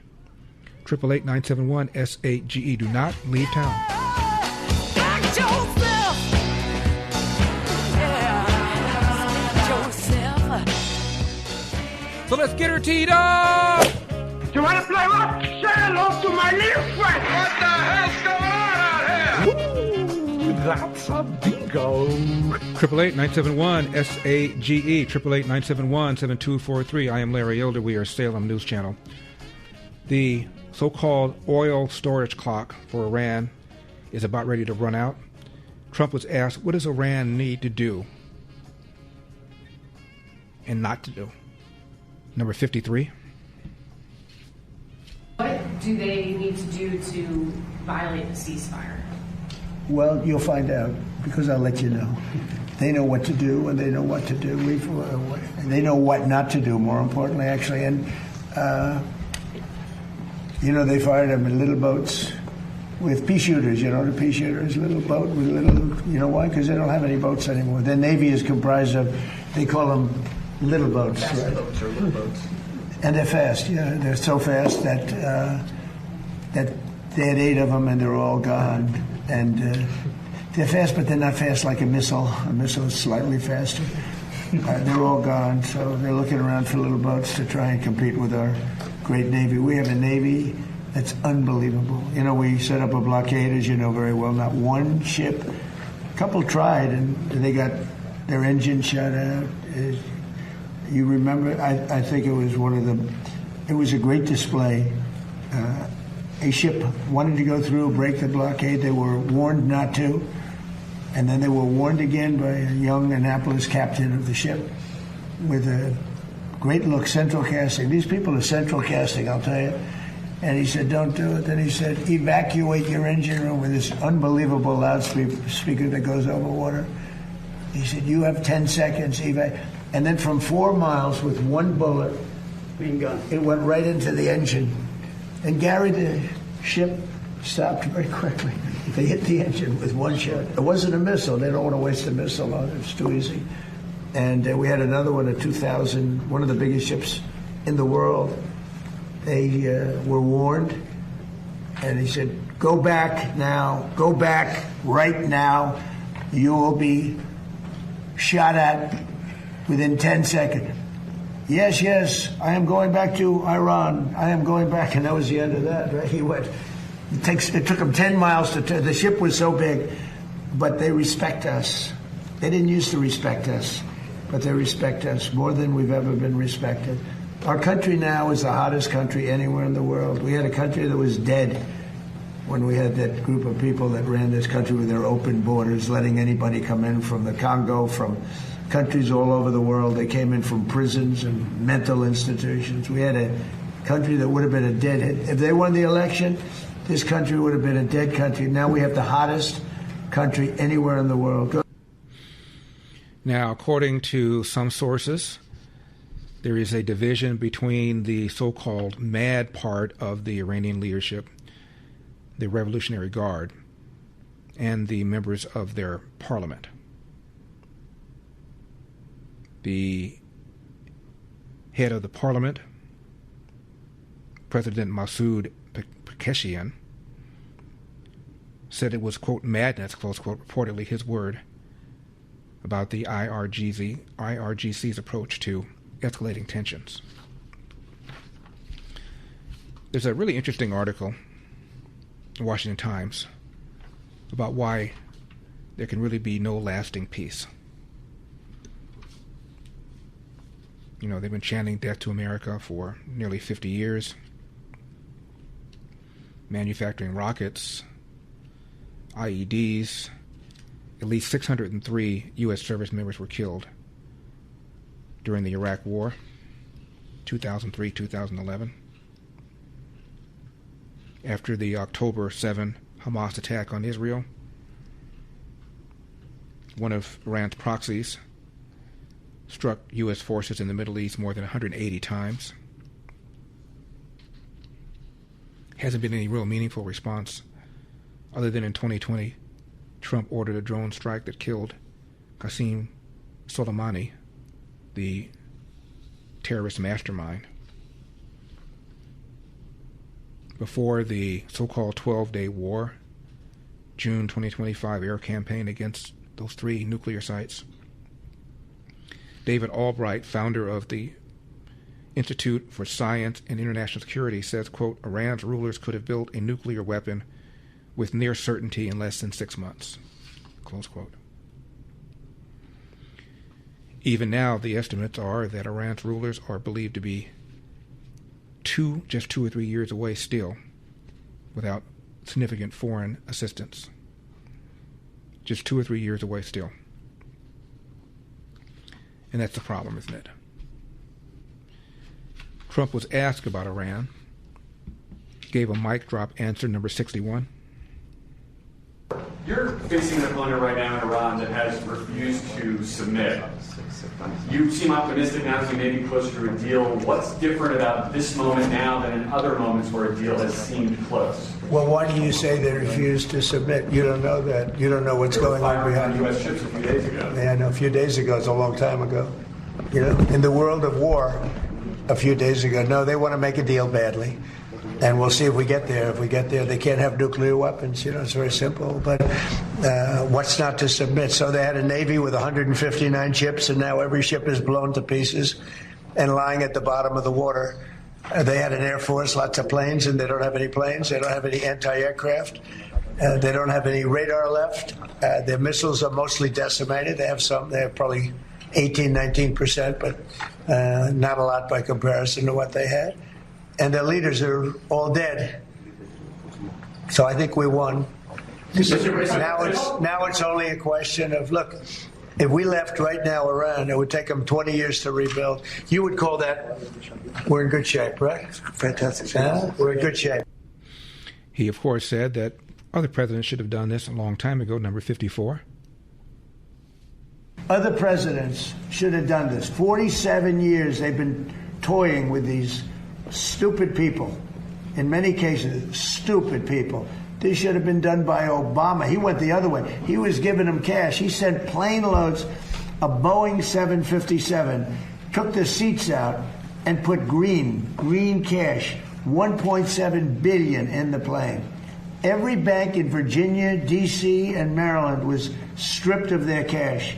They took out all the cash from the banks. They put it into a plane, a Boeing 757 packed with cash, and they flew it to Iran, and they let these guys just, I don't know what the hell they did with it, but they took it and then gave them billions and billions of dollars and bribed them basically to be friends. And after giving them tens of billions of dollars, they screwed Obama, okay? That's not the way we play. No, we do it the old-fashioned way. And they should wave. They're very proud.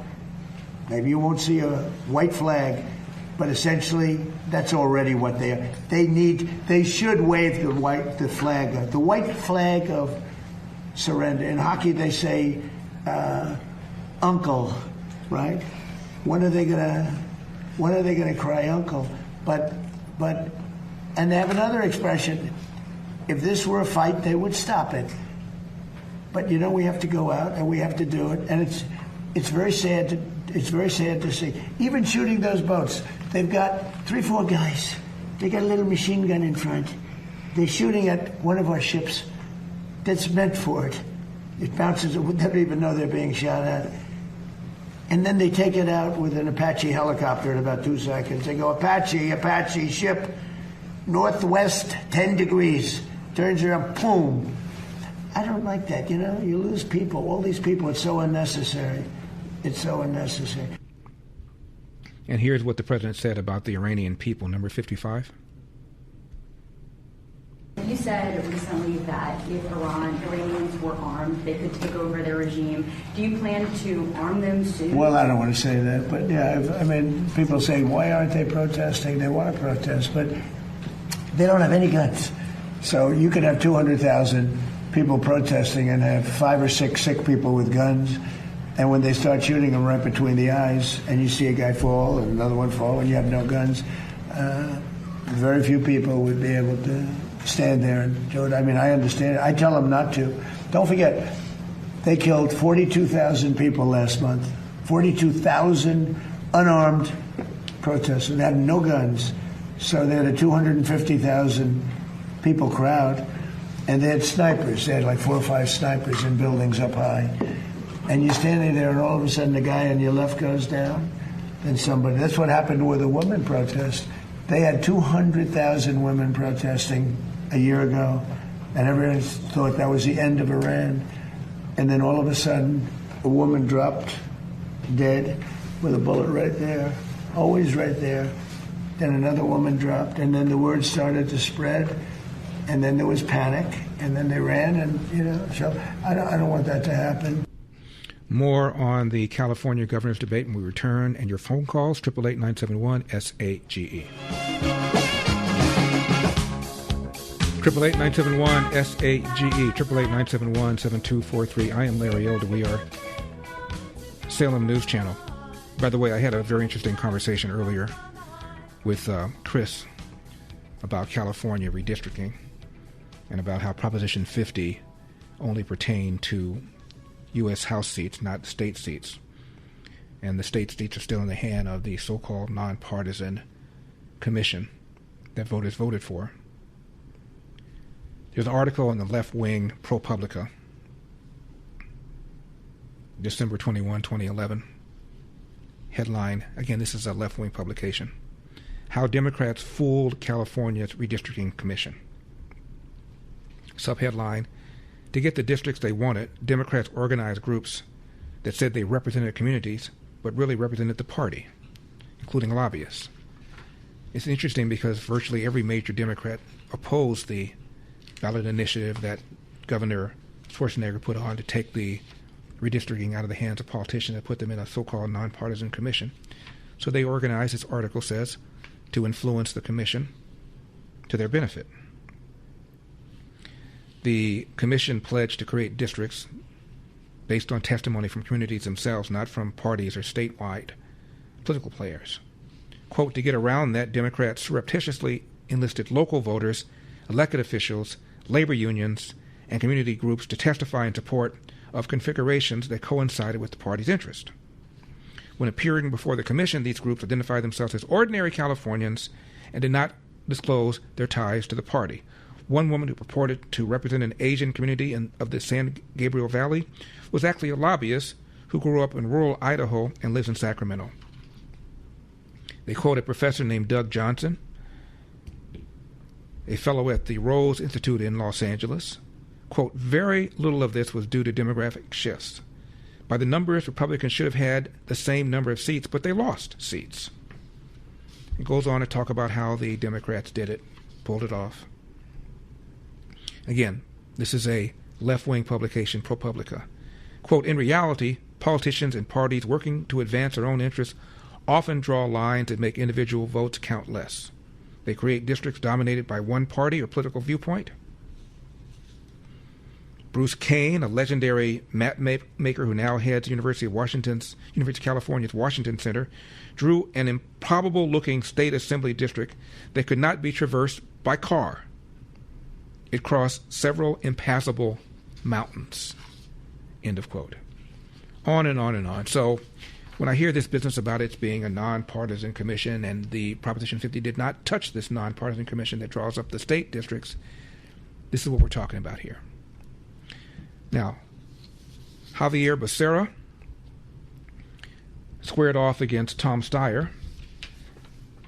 The numbers, according to the latest CBS poll, show why. Hilton at 16%, Steyer at 15%, Becerra 13%, Bianco 10%, Porter 9%, Antonio Villaraigosa 4%. So if you add up the Hilton and the Bianco numbers, you have 26%, meaning 74% for somebody else. And those somebody else's are almost all Democrats, which is why what they want to do is pit either Hilton or Bianco against one of these Democrats. And Javier Becerra and Tom Steyer are battling to be that Democrat, number 50.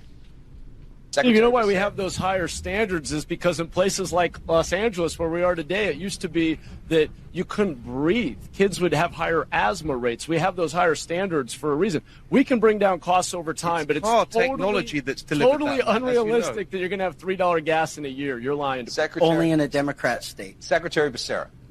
Well, I'm fascinated to see people argue that we should get rid of the funding for the roads so we can take care of potholes, the highways, so we can make sure that we don't have massive congestion, or our transit systems, by getting rid of the one way we fund those systems the most, the gas tax. If we were to get rid of the Trump gas tax, we would be able to save ourselves about $1 to $2 at least, just in the Trump gas tax as a result of his war in Iran. Let's start focusing where the real problem is. And yes, I'm going to repeat Donald Trump as often as I have to, because he's the real menace we have in California. You've got nothing else to say. Your perspective. So let me say this. This war in Iran has driven up the gas by at least $1.50. And the truth is, we should be taxing the oil companies because they are getting a windfall profit as a result of the war that the president that they put into office started for no apparent reason. We should be taxing that money. We should send it directly to Californians' pockets, not to the government of California. And let me say this. Being in bed with oil companies is a mistake. Javier Becerra has taken the max amount of money from Chevron, and he has said they're good guys that we need. The truth of the matter is the oil companies are ripping us off at the pump. They're polluting our air, and they're burning up the planet. Thank you, Secretary Becerra. Your response. Yeah, it's a rich response from a guy who made his billions investing in fossil fuels, in oil companies, in coal companies. Now he makes the billions, and he has spent more than every other candidate combined in his campaign using those profits to now try to buy his seat in the governor's office. Tom, the last thing we need is someone who makes riches from investing in oil companies and then accuse everyone else of doing the wrong thing. Can I retire? Look, I walked away from my company 14 years ago so I could give back to California. I am the person on this stage who is fighting the oil companies. And the way that you know is they're spending millions of dollars to prevent me from getting elected. Well, why not give back your billions of dollars that I will make polluters pay? And the truth of the matter is every environmentalist in this state has endorsed me. All right, and the people who are opposing me, you can just follow the money. The oil companies, the electric monopolies are spending tens of millions of dollars against me. The environmentalists are to a person supporting me. That's what's going on in this election. So the war in Iran was started, quote, for no reason, close quote, and oil companies are ripping off the consumers. Every single time they set up some sort of investigation to find out whether or not oil companies are gouging, they always, pardon the expression, end up drilling a dry hole. The Democrats up there all support single payer. Well, one of them doesn't. That's Antonio Villaraigosa, the two-term former mayor of Los Angeles. But he finds the goal of universal coverage perfectly fine because, quote, healthcare, he says, is a right, close quote. It's not a right, but he says it's a right. It's just that we can't afford it. If we could afford it, it wouldn't be a problem. And by universal health care for everybody in California, that would include illegal aliens, of course. The high-speed rail train came up. Matt Mahan is the Democrat mayor of San Jose, number 42. If I could just chime in on this. Real quickly, Mayor. Yeah, well, first of all, election denial certainly is running the campaign in a different way. But look, on high-speed rail, it shouldn't cost us more to get to Modesto than it's cost us to get to the moon. And it's not either or. The answer is accountability. We are spending billions of dollars before we ever put a shovel in the ground, paying consultants and lawyers for endless bureaucracy. As governor, I will demand fundamental reform of CEQA, of all of the rules, the environmental laws, the litigation around these projects so that we get to building faster. It goes back to your climate point as well. Yeah. We can't modernize our grid. So the train is we can't fine. build. It just has to be more accountable. 888-971-SAGE. Do not leave town.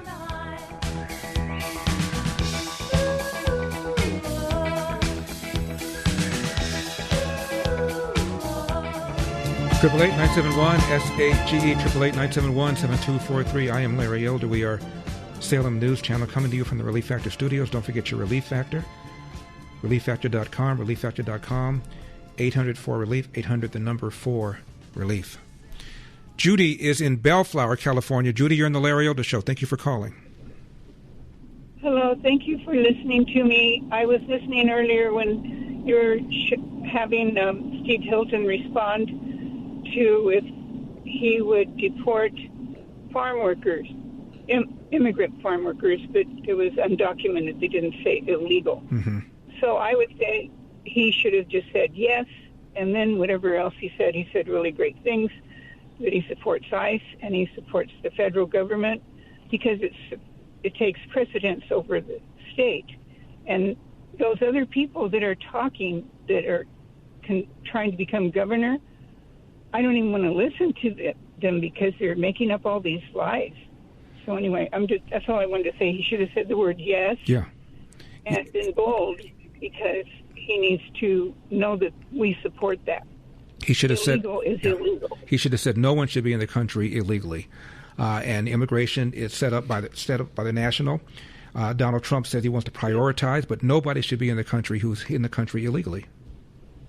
Yes, because look what they're doing, a lot of them. Yeah. And it's not just the ones that are murdering. There's people taking jobs away from my kids that have worked really hard, and now they're like, oh, all the jobs are gone. No, absolutely, Judy. I've said before, the Civil Rights Commission did a study, and both the liberals and the conservatives, and even the independents, all came up with the same conclusion, that the group most harmed by illegal aliens are Americans who are living in the inner city with high school or less education, because almost all the illegal aliens have very little education, and Americans have to compete against them for jobs, and the presence of this illegal alien labor puts downward pressure on the salaries of American workers. Now, I believe that the president should prioritize getting rid of people who are here illegally, certainly, but nobody should be in the country who's in the country illegally. This is what Chad Bianco said, number 46. Porter, I mean, to this question in and of itself, you're a Democrat who served in Washington. What's your response? Look, California does need to make changes. The world is changing around us. We are seeing AI come and present real challenges with jobs. The pace of climate change is real. We have an unreliable federal partner who's made clear that California is going to attack California. Donald Trump has not made any bones about that. This is a real opportunity for California to set its eyes on the future. We do need to make change in California. And it is ridiculous for Mr. Steyer to claim that he's the only candidate that has taken on corporations, when I will tell you there are a lot of CEOs who've been whiteboarded who would beg to differ. Thank you, Congressman. Can I respond Sheriff to that? Bianco, we haven't heard from you. Let me get your response. Well, thank you. I just want to actually answer your question. Was why do Democrats deserve it? You just listened to probably 10, 15 minutes of why they don't. We are going to get nothing but the same from them. They brought us here. Every single one of these career politicians brought us to the point where we are here today. They do not deserve another chance. They have broken us with endless regulations that have destroyed California, destroyed our businesses, destroyed the cost of gas. We need a unbelievable change to get back. And unfortunately for all of them, I'm the only one on this stage that has spent a career making California lives better. We're going to talk about the economy now. We'll get you in a moment, Mr. Steyer, but we're going to go to you, Mr. Mahan, with this question. The billionaire says, I'm the change agent. The one who wants to abolish ICE is the change agent. The one who made his wealth with oil and gas and now is a climate change guy, anti-oil and gas. Tom Steyer, number 47. Steyer, that question, why do Democrats deserve another 4 years in charge, is a key one. What's your response? Well, the biggest problem in California is that Californians can't afford to live here anymore. And it starts with housing, but it definitely includes health care. It includes electric costs, which are twice as high as in the rest of the country, and it includes soaring gasoline prices. I have a plan for every single one of those. The difference between me and everybody else is I'm willing to take on the corporate special interests. I'm willing to push for single payer. I'm willing to take on the electric monopolies. They're spending big against me, and that proves it. I'm the change agent, and I'm the progressive. Can you imagine this man becoming governor of California? He's worse than Gavin Newsom. Single payer, attacks oil and gas even more viciously than does Gavin Newsom. Abolish ICE? Are you serious? And he has spent more money than all the other candidates combined. And is now, what is he? 15%. Right under Hilton at 16%. So assuming the CBS poll is right, there's still 24% who are undecided. Now, when it comes to supplements, there are two things that matter more than most. Does it work, and can you trust it? Both are absolutely essential. Many hosts have been taking and authentically endorsing Relief Factor for over a decade, as I have. That's over 10 years of lending voice to help you get out of pain drug-free. Why? Because it works. Plain and simple.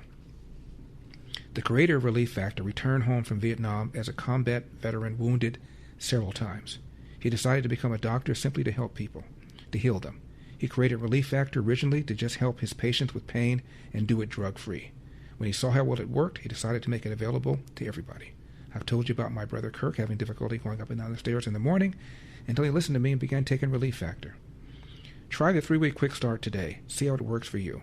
Visit ReliefFactor.com, ReliefFactor.com, or call 800-4-RELIEF, 800-4-RELIEF.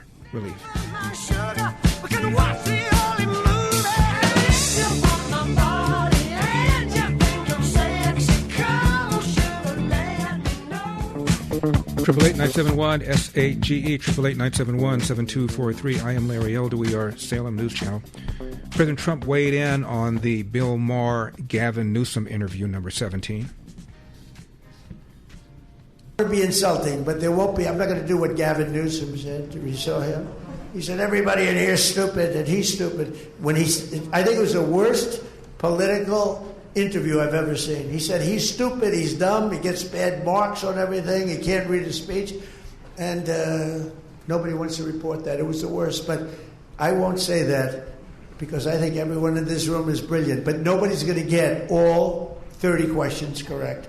Nobody. Because when you get to those last questions, they're pretty hard. You got to be pretty sharp. But every time, so I've taken 3. No president, think of this, has ever taken 1. How do you think Biden would have done? I don't think he might not have gotten that first question right. Anyway, and Obama would have done poorly. They would have done very poorly. But I think you should have it. As soon as they said that, they say it's unconstitutional. And I said, why? They say it's unconstitutional to give a cognitive test like that. But, Rick, I do it anytime they start getting a little sassy. And you know it quiets them down for almost a year when they hear the result. One doctor said, it's the first time I've ever seen anyone get all questions right. That's a doctor who does this stuff for a living. And I did it 3 times. So, I don't know. I think I'm done with those days. In case you think that they've lowered the rhetoric after the 3rd assassination attempt, think again, number 34. I'm telling you, man, it's happening. That coalition is cracking. At the same time, you still get a taste of there's a solid 32% of the public that's out there that are f***ing mental, bro. They are deranged. They are demented. They have lost their minds. And they actively want pain and hurt and devastation, and they want evil. They want bad things to happen to people that they don't like. And they are the worst of the worst, but they will hang on, and they will go down with the ship, as we're witnessing right now. President Trump told a story about how his phone autocorrected when he tried to type in the word Melania. It's pretty funny. Number 57. As Melania mentioned, we're also honored to be joined by a military mother who sacrificed far more than most. That's Melody Wolf. And, I love the name Melody because for a long time, they have spell correct and word correct on these crazy machines that we use to put out truths, or they used to be called tweets. And every time I wrote Melania, it would correct to Melody. So I do things, and I work very fast, and I talk about it, and I say, and Melania is fantastic, and happy Mother's Day, Melania, our great First Lady, Melania, but it would spell correct and word correct to Melody, and sometimes I wouldn't proofread it, and I'd say, and I would get just absolute decimated. These people would decimate. They said he didn't know the name of his wife. He keeps calling her. And I said, what the hell is wrong with this machine? I didn't know about that little feature, but I got that corrected eventually. You know who corrected? The military. I said, come here. You got to correct this. You're killing me. I took more abuse. She's been called Melody a lot. Anyway, I had to explain it to you this way. I stood up here to explain it to you. I apologize. Last year. Finally, the former mayor of L.A. is the only one of these Democrats to say we can't afford single-payer health care in California. Number 38. Porter. Well, golly gee, I also have the endorsement of nurses, so 3's a crowd. The question, I think, is trying to aim at, do you support CalCare, California having its own state-run single-payer system, yes or no? Is that a question I Sure, can go ahead. as I said, when I was Secretary of Health and Human Services, I was able like to. my So time is that back. is It's that not a, gonna is that answer. is that a yes or a no? I'm answering the question. Okay. So the most important thing about having a Medicare for All plan is that it includes everyone, for all. And what we have to do is get to the point where we are covering everyone with something like Medicare for all. So I am absolutely for Medicare for all, and we will get there. We'll build towards it because that's the way you get folks covered. Yeah. That's the way I did it. Congresswoman Porter, then Mary Ragosa. Congresswoman. Covering everyone with something is not single payer. It's not even federal Medicare for all. But you won't say that whether you support California having its own state-run single-payer system. Look, Tom ran against single-payer in his presidency before he changed his mind and has decided to run for single-payer. I'm not disputing that, Tom. I'm making sure everyone knows. And you've been consistent on this point. You've been consistent. I'm going to answer that. But I want Javier to answer the question. Do you support California having its own single-payer system, yes or no? And Katie, the answer there is that Californians don't care what you call it so long as they have affordable health care that they can use to take their child to the doctor or the hospital Well, I'd when like they to use need my it. magic wand and give everybody affordable health care. Wait, it's Mary Ragosa's turn. Go ahead, sir. You know, I believe in that healthcare is a right, not a privilege, that it should be universal, affordable, and high quality. But the fact is, Javier, I've been in enough forums with you where I've heard you say you're for it, and I've heard you say you're against it. I've never said I'm against it. Hold it. I've never said it. Let me finish. I've heard you say that you're against it. And if it's such a great forum that I said it in. Can I finish? If you could just point the forum that I said it, because I've never said it. So we've been at many forums where you said it, but let me finish the point. It's a $500 billion price tag. You need the federal government. You need Donald Trump to approve it. Our budget is only $350 plus, and next year we're looking at $18 to $35 billion deficit. People like you are the reason why we keep on spending more than we got. So at the end of the day, let's be clear about this. This is pie in the sky. Yes, we all would like to have health care that's affordable. Thank you, Mr. Mayor. But we won't have a $550 Secretary Becerra, your billion response to that argument that this is just too expensive for California. Your response. Look, healthcare is expensive, but what we have to do is reduce the cost and expand the coverage to everyone. And that's what I did as secretary. They can ignore those points. They can lie about them. But the fact is, by the time I left the secretary healthcare is position expensive. We have to reduce the cost so that we can afford it for everybody. What? Hey there, parents and grandparents. Isn't it frustrating what our kids are learning about where we come from, why we're here, all the big questions? Sadly, they're being told we're here by chance. A happy accident with no real purpose. So I'm telling everyone I can about the new, powerful documentary, The Story of Everything. It impressed me so much, a dynamic documentary that explores the mathematics of fine-tuning the code embedded in DNA and asks the questions mainstream media totally avoids. So let's equip each other and our kids with the truth about the universe and its creator. It's an absolute game changer, The Story of Everything. In theaters right now, but only through May 6th today. And be sure to watch my interview with the executive producer, Dr. Stephen Myers, at thestoryoferything.film/Larry. That's thestoryoferything.film/Larry. And get your tickets right now, including a free ticket for students.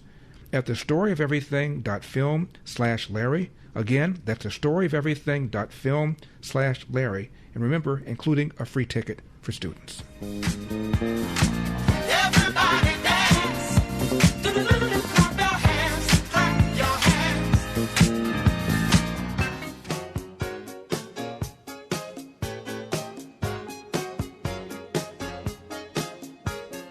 You're not being honest about the impacts. That's look, a chilling answer. I was just. Yeah, that's a chilling answer.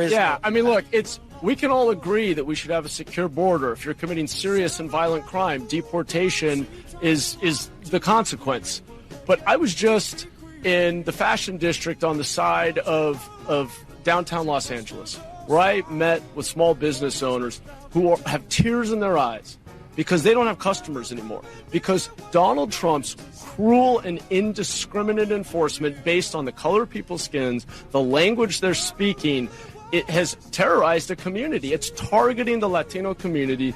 It is disproportionately impacting our immigrant neighbors. 888-971-SAGE, 888-971-7243. I am Larry Elder. We are still on the new channel. Who knew that Donald Trump was running for governor of California? Got a quick question for you. Why are you still overpaying a wireless company that does not share your values? I launched something called Sage Wireless to fix that. Same nationwide network, plans from $25 to $60 a month. Again, same nationwide network. Keep your phone and keep your number. A percentage of every bill feeds families through Food for the Poor, a most worthy charity that does not take one dime of government money. Just go to sagewireless.com. That's one word, sagewireless.com. After the LA fires, a bunch of performers performed for free. I understand over $100 million was raised. What happened to that money? Here's California House member Kevin Kiley, number 56. Mr. Speaker, I have asked Attorney General Pam Bondi to open an investigation into the Fire Aid concert that took place in the aftermath of the devastating Los Angeles fires. What has happened, what we have learned, is absolutely beyond belief. In the aftermath of these fires, which destroyed 18,000 homes and killed, tragically, 30 people, there was a Fire Aid concert in which a number of high-profile musicians generously agreed to perform, and people responded in an amazing way. Tens of thousands of people donated, raising $100 million for what they were told was direct relief for the victims. But now we've learned that this money didn't go to the victims at all. Instead, it went to nonprofits, some of which have nothing to do with fire relief, where they promote things like voting and civic engagement and multi-generational power building. Some of them aren't even located in LA. So I've asked the Attorney General to open an investigation in order to restore the intent of the donors, in order to make the victims whole and to bring accountability. I yield back. $100 million went to nonprofits, ending up in the pockets of people that had nothing whatever to do with being victimized by the fire. Welcome to California. The number is 888-971-7243. Feel free to leave a message. Make sure it's under 60 seconds and no profanity. I will see you tomorrow. Make sure you're on time. I will be checking attendance. God bless. What can I say? Mamba out. The mic has been dropped. All across America. That's enough. Put down the mic. The Larry Elder Show.